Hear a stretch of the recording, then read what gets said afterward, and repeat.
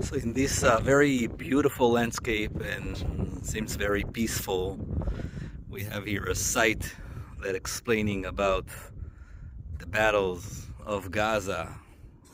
Long time ago, over 100 years ago, in 1917, the Anzac were fighting here to conquer Palestine, and more than 100 years after, we're still fighting here in Gaza, unfortunately.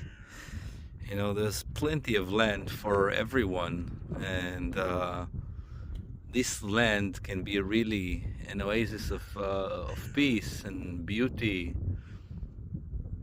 Unfortunately, it's a land of fighting throughout the history.